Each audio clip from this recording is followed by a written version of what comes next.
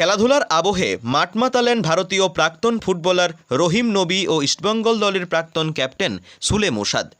বর্ধমানের নীলপুর মাঠে বৃহস্পতিবার যেন উৎসবের আবহ। ফুটবলকে কেন্দ্র করে জমে উঠল মানিক স্মৃতি ফুটবল প্রতিযোগিতা। আয়োজন করেছিল নীলপুর জাগরণী সংঘ। এই আয়োজনের নেপথ্যে ছিলেন বর্ধমান জেলা যুব তৃণমূল কংগ্রেসের সভাপতি রাসবিহারী হালদার। দিনের বিশেষ আকর্ষণ ছিলেন অতিথি হিসেবে আগত দুই তারকা, ভারতের প্রাক্তন ফুটবলার রহিম নবী এবং ইস্টবেঙ্গল দলের প্রাক্তন অধিনায়ক সুলে মুসাদ। তাদের উপস্থিতিতেই যেন ভিন্ন মাত্রা পেল প্রতিযোগিতা। খেলাধুলার গুরুত্ব নিয়ে আবেগী মন্তব্য করেন রহিম নবী। তিনি বলেন, খেলাধুলা এমন একটা জিনিস, এতে মন মানসিকতা ভালো হয়। বর্ধমানে এমনিতে খেলাধুলার একটা চল আছে। অন্যদিকে সুলে মুসাদ জানান নিজের অনুভূতি। I am feeling good, we have pass through all this game.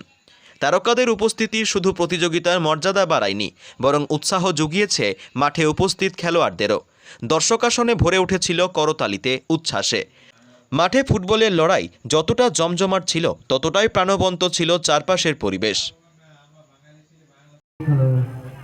I'm feeling good this evening with all this heavy rain, but we are all still here due to football. We are here, we are also part of football. We have passed through all these games, so we have to be here and to cheer our colleagues who are the Indian future stars in football. এই জাগরণের সঙ্গে আমি এই মাঠে আগেও এসেছি, তো রাসবিহারীর ডাকে আমি এসেছি, আমি এবং সুলে মুসা। দেখো, খেলাধুলা এমন একটা জিনিস, এটা মন মানসিকতা ভালো হয়।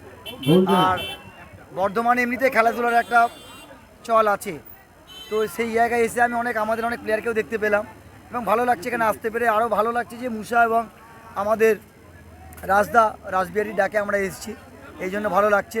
তো রাসবিহারীর ইচ্ছা আছে এই মাঠে একটা ইস্টবেঙ্গল মোহনবাগান ম্যাচ করার, লেজেন্ড ম্যাচ এই মাঠেই করবে।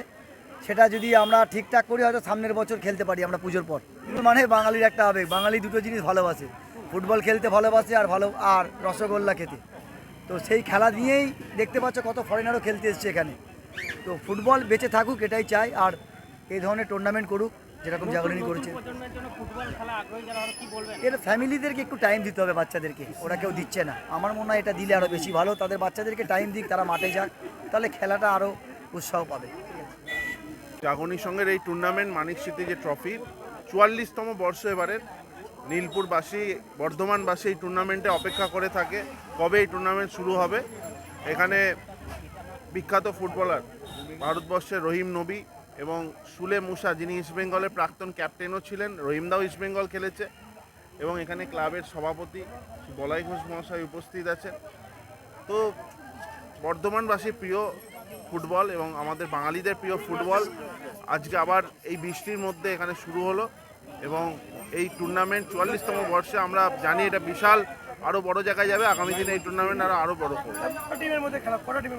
এখানে টোটাল 8টা টিমের মধ্যে খেলা আজকে থেকে শুরু হলো। 21 থেকে পুরস্কার, এখানে ট্রফি আছে, কিছু আর্থিক অনুদান আছে, man of the tournament, man of the series, সব। মানে এখানে নামি দামি প্লেয়াররা এসছে, আপনারা দেখতে পাচ্ছেন। শুধু দেশের প্লেয়ার না, বিদেশি প্লেয়ার অনেক এসছে, নাইজেরিয়ান থেকে শুরু করে, ঘানার প্লেয়ার থেকে শুরু করে প্রচুর প্লেয়ার।